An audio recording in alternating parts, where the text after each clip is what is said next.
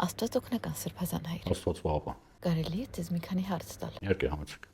Կարելի է պսակվել առանց քաղաքացիական ամուսնությանը։ Հայ եկեղեցու համար, ընդհանրապես քրիստոնեական եկեղեցու համար ամենակարևորը դա սուրբ պսակն է, որը կատարվում է եկեղեցում։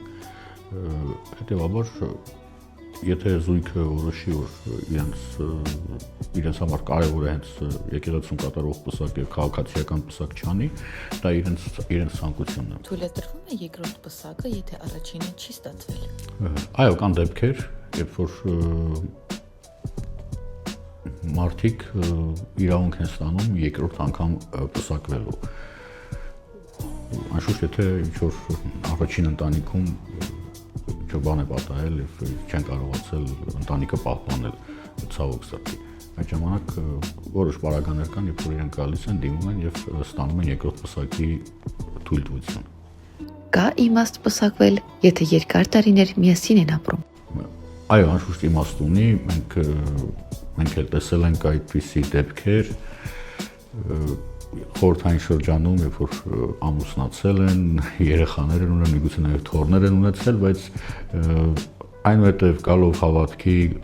գալով եկեղեցի, զգացել են, որ շատ կարևոր է նաև եկեղեցական պսակը եւ պսակվել են արդեն իսկ 20-30 տարի միասին ապրելուց հետո։ Ինչու են պսակը անում հենց եկեղեցում, ոչ թե օրինակ բնության մեջ։ Որովհետև պսակը ունի խորհուրդ, հենց պսակի արարողությունը ունի խորհուրդ։ Նախ եւ առաջ դուք գիտեք, զույգը կանգնում է եկեղեցու կենտրոնում։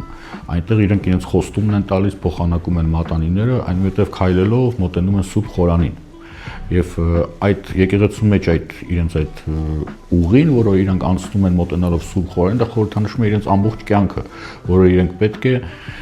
ձեռք-ձեռքի բռնած անցնեն եւ մոտենան ի վերջո բոլորիս կողմից, չէ, երազած, բոլորիս համար բաղձալի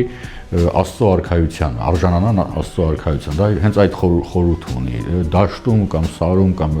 ծովի մեջտեղում այդպիսի բան չի կարող լինել, հետաբար եկեղեցին օրդորում է, որպեսզի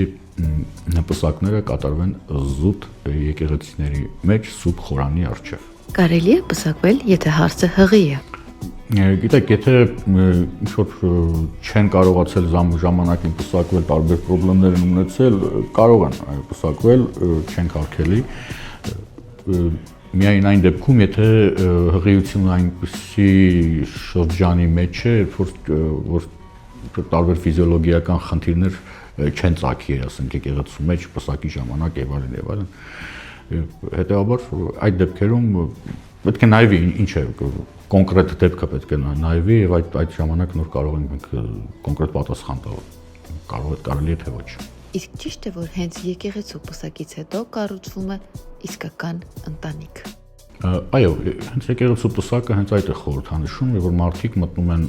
առանձին մարդիկ են իրենք համարվում, մինչև պսակից, պսակից հետո իրենք արդեն համարվում են մեկ միասնական ընտանիք եւ հենց պսակի խորհրդի մեջ էլ ասվում է, որ Աստծո միացածը թող մարդը չբաժանի։ Ինչու պսակը հնարավոր չէ չեղարկել որպես ԶԱԳՍ-ը։ Գիտեք, պսակը դա Աստծո օրհնությամբ ստեղծված ընտանիք է։ Եվ եթե ընտանիքի անդամները մնում են իրենց այդ քրիստոնեական խոստմանը հարազատ, իրենք մնում են ընտանիք։ Եվ երկրորդն էլ, քանի որ դա Աստծո ստեղծածն է, չէ, մենք չենք կարող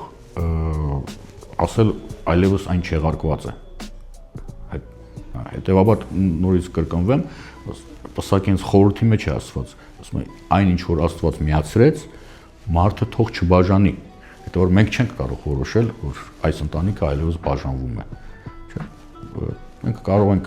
ունենք կարգ երկրորդ պսակի, երկրորդ ամուսնության համար եւ որոշ պարագաներ կան, երբ որ թույլ ենք տալիս, որպեսզի մարդ երկրորդ անգամ